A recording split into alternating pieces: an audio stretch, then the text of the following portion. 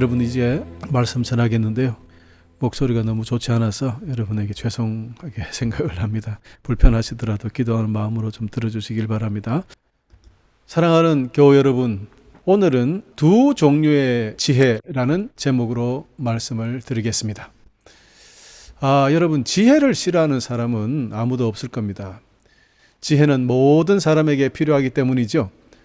특별히 요즘과 같이 아주 복잡하고 한치도 앞을 내다볼 수 없는 이런 고도화로 성장된 이런 세상에서는 너무나도 필요한 것이 지혜이올시다. 그래요. 지혜 없이 세상을 올바로 살 수 없습니다. 지혜 없이 산다는 것은 완전히 깜깜한 밤에, 그것도 두 눈을 감고 길을 걸어가는 것과 같은 이치입니다. 부딪히고 언젠가는 쓰러지게 되고 말기 때문일 것입니다. 그러나 반대로 지혜가 있으면 밝은 낮에 두 눈을 뜨고 걸어가는 것 같이 전혀 두려움 없이 걸림돌이 있어도 잘 피해가고 편하고 힘차게 길을 걸어갈 수 있습니다. 그러므로 사람들은 그 누구나 지혜를 얻고자 합니다. 그래서 공부도 열심히 하고 지혜를 얻는 여러 가지 방법들을 찾아서 노력하고 그렇게 살고 있는 것 아니겠습니까? 그런데 여러분, 사람들은 지혜를 얻어서 그 지혜를 가지고 무엇을 하려고 할까요? 당연히 그 지혜를 사용하여 자신에게 보다 좋고 유리한 것을 가지기 위할 것이다. 그렇겠죠? 지혜를 사용하여 다른 사람들보다 더 높은 지위에 오르고자 하고, 지혜를 이용하여 자신의 영향력을 확대시켜 보고자 하고, 또는 재산이 넘치기를 원하는 그런 갈망 때문이 아닌가. 그렇게 해서 공부하고 공부해서 서울대 법대를 나오고 유명한 판검사다 이렇게 된 사람들, 그런 사람들 보니까 그렇게 지혜롭지는 못하더라고요. 서울대를 나오든 하버드를 나오든 말입니다. 작금의 대한민국을 보면 정확히 알 수가 있어요. 여러분, 나름대로 똑똑하다고, 나름대로 지혜롭다고 하는 대부분 사람들, 그렇게 생각해서 행한 일들 때문에 자신들뿐만 아니라 다른 사람들까지도 수렁에 빠뜨리고 마는 것을 보게 되기 때문입니다. 잘못된 지혜는 잘못된 판단으로 이어지고, 그 잘못된 판단은 심각하게는 자기의 나라까지 팔아먹는 그런 일을 저지르는 사람을 만들어내니까요. 이 가짜 지혜는 정말로 무서운 것입니다. 그럼에도 불구하고 지금도, 앞으로도 계속해서 사람들은 이런 가짜 지혜, 잘못된 지혜를 얻으려고 여러 가지 방법들을 노력하는 것을 우리는 볼 수 있습니다. 그래봐야, 최고로 노력해봐야 하버드 법대, 서울대 법대 아니겠습니까? 그게 그렇게 대단합니까, 여러분? 작금의 정치인들을 보면 답이 딱 나옵니다. 하버드대, 서울대, 그 나온 사람들이에요. 두 군데 다 나온 사람들이더라고요. 그렇게 세상에 똑똑하고 훌륭한 사람들, 정치하는 꼴을 보세요.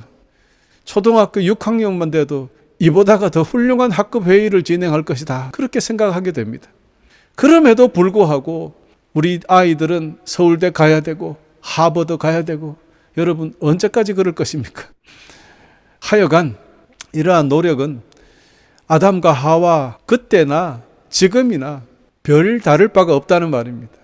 즉, 세상은 무엇인가 지혜를 얻으려고 하는 노력은, 그 노력 자체는 잘못된 것은 아닌데요, 그런 노력이 아담과 하와 때부터 시작된 거 아니겠습니까?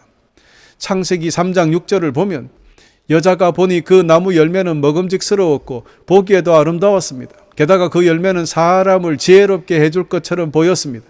그래서 그 여자는 그 열매를 따서 먹고 그 열매를 옆에 있는 자기 남편에게도 주었으며 남자도 그것을 먹었습니다, 라고 성경은 기록하고 있습니다. 하나님께서 먹지 마라 명령하셨던 금단의 열매를 먹어버렸습니다. 왜 먹었어요? 지혜를 얻고자 먹었습니다. 결론은요. 그리고 또 남편을 먹게 했습니다. 이 때문에 사람들은 하나님께 저주를 받게 되어서 지금까지 고생하며 살고 있습니다. 일하기 싫은데 일해야 하고, 먹고 산다고 이것저것 그 머리 돌아가지 않는 머리로 고생하며 굴리고 있고, 이게 다 그런 것들 때문에 아닙니까? 여러분, 여기서 우리가 중요한 것을 배울 수 있습니다. 사람이 지혜를 얻고자 하는 것이 잘못된 것은 분명히 아닙니다. 지혜는 필요합니다. 단지 지혜를 얻고자 하는 방법, 그 방법이 문제가 되었던 것입니다. 이브나 아담은 그 지혜를 나무 열매에서 얻으려고 했습니다. 피조물에게 지혜를 얻으려고 했다는 겁니다. 그 결과 어떻게 됐습니까? 하나님께로부터 벌을 받고 말았습니다. 물론 아버지 하나님의 말씀에 순종하지 않았기 때문 당연한 거죠. 그렇습니다. 지혜를 얻는 방법이 잘못됐다는 거예요. 또 잘못된 지혜를 얻는 방법이 있었어요. 모세 시대 이집트 바로 왕은 자기 나라의 똑똑한 자들에게서 지혜를 얻으려고 했습니다. 사람에게서 지혜를 얻으려고 했다는 뜻이죠. 이 역시 하나님께서 바로 왕뿐만 아니라 온 그 나라를 저주하셨습니다. 여러분, 이게 무슨 뜻을 말합니까? 사람에게서나 또는 피조물 어떤 만들어진 무슨 물건들에게서 지혜를 얻으려고 한다면 하나님의 저주가 임할 것이다 라는 뜻이 됩니다. 물론 또 어떤 사람은 악령에게 지혜를 얻으려고 한다고 합니다. 사탄에게 영혼을 팔았다 뭐 이런 말들이 있지 않습니까? 그런 말이 뭐 어떤 이유로 그렇게 말을 했는지는 잘 모르겠습니다만은 성경에는요, 악한 영, 즉 마귀나 사탄에게 지혜를 구한 사람은 없어요. 성경은 오히려 악한 영들과 그들의 유혹에 맞서서 신앙을 지키고 올바른 길을 선택하도록 삶을 그렇게 살아라고 권고하고 있죠. 따라서 성경은 영적인 지혜와 하나님의 지도를 구하는 것을 강조하죠. 그래서 악한 영에게 지혜를 구하거나 악한 영을 따르는 것은 성경과 반대되는 가르침이니까 참 조심해야 되는데, 그런데 요즘에 점집에 가는 성도들이 있다고 해요. 참 기가 막힙니다. 여러분, 우리가 이랬어야 되겠습니까?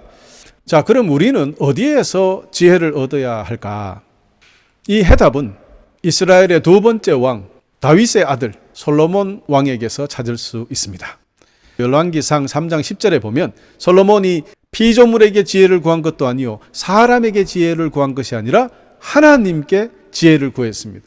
그러자 하나님께서 그를 축복하셨습니다. 아멘. 이것이 바로 정답입니다. 그래서 야고보서 1장 5절이 이를 확인해 주었습니다. 너희 중에 누구든지 지혜가 부족하거든 모든 사람에게 후히 주시고 꾸짖지 아니하시는 하나님께 구하라. 그리하면 주시리라. 할렐루야. 누구에게 구하라? 피조물에게 구하라? 사람에게 구하라? 아니올시다. 하나님에게 구하라. 그래요. 참된 지혜는 하나님께로부터 오는 것입니다. 이를 절대 잊어서는 안 됩니다. 여호와 하나님을 아는 것이 지혜와 지식의 근본이기 때문에 여호와 하나님을 아는 것이 지혜와 지식을 쌓는 그 기본, 시작점, 출발점이라는 것을 여러분 성경은 이야기하고 있습니다. 그렇다면 우리가 여호와를 모른다면, 하나님을 모르면 지혜와 지식을 쌓아갈 수가 없다는 거죠. 이것을 여러분 기억해야 돼요.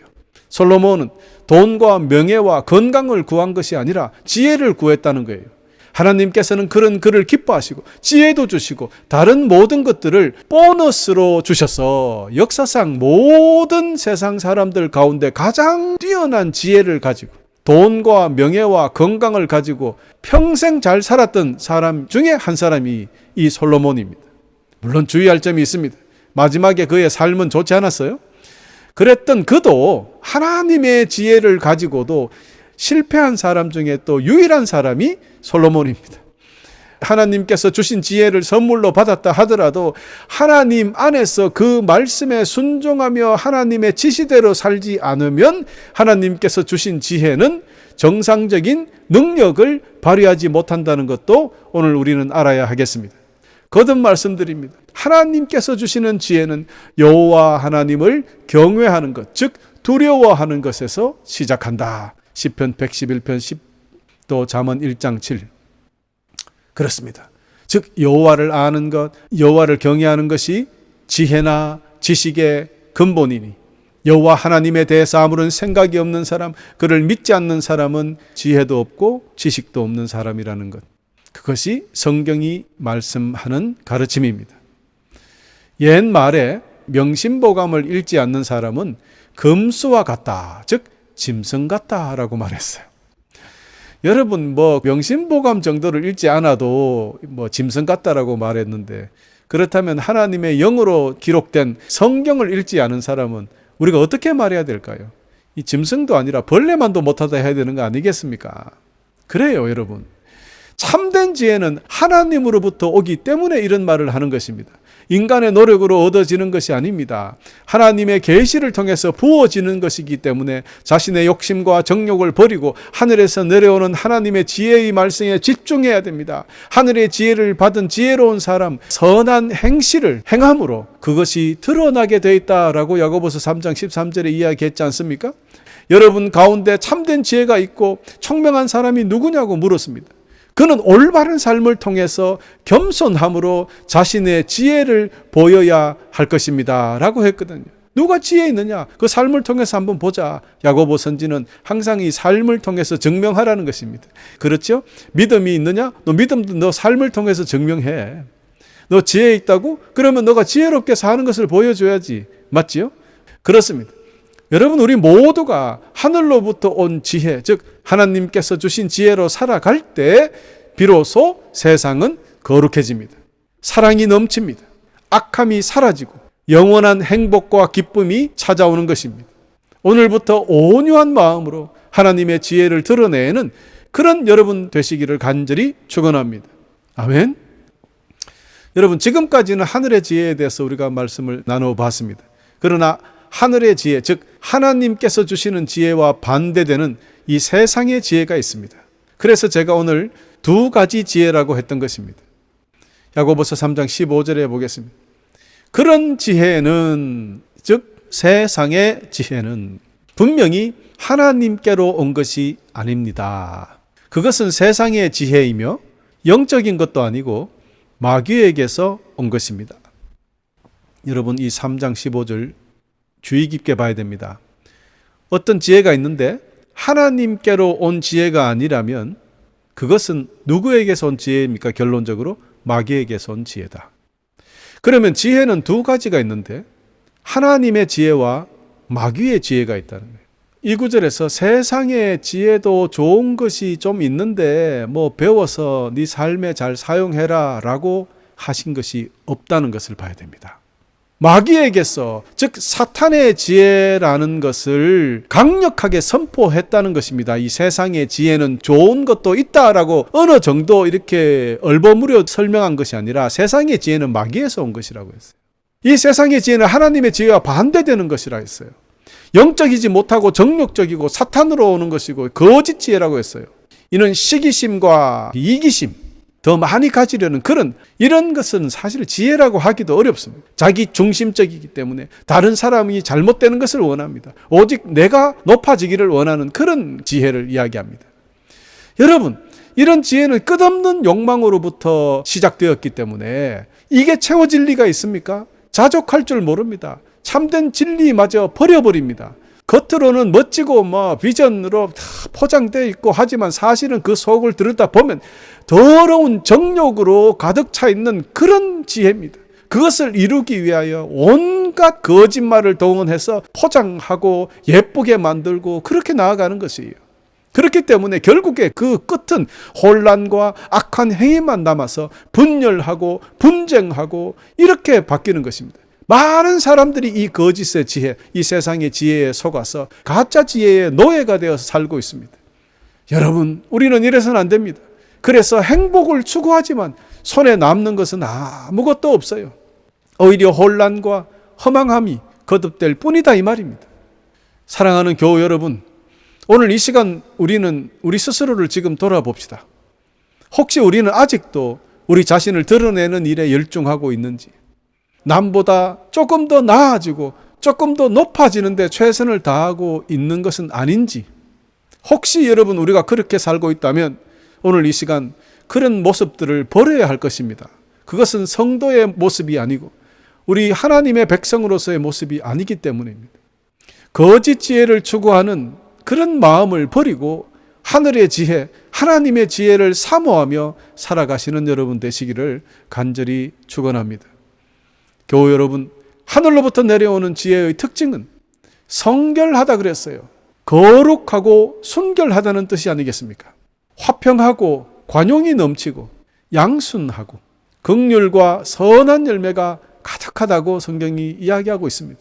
거기에는 편견과 위선이 없기 때문이죠. 악을 멀리하고 모두를 평화롭게 합니다. 원수까지도 사랑하게 되는 것이지요, 급기야. 하늘에서 내려오는 지혜가 있어야 이렇게 되는 것입니다. 이 모든 것은 하나님께서 선물로 주시는 지혜에서 비롯되는 결과물들이다. 이런 지혜는 성령님 그 자체입니다. 성령님은 지혜의 신이기 때문입니다. 여러분, 그래서 성령 받은 사람이 이런 거룩한 지혜를 가지게 되는 것이고, 그런 지혜를 가진 사람들은 성결하며 화평하며 관용하며 양순하고 긍휼하고 선한 열매를 가득가득 맺으며 편견과 위선이 없고 악을 멀리하고 모두를 화평하게 하며 또 원수까지도 사랑하는 그런 사람들로 바뀌어 가는 것이죠.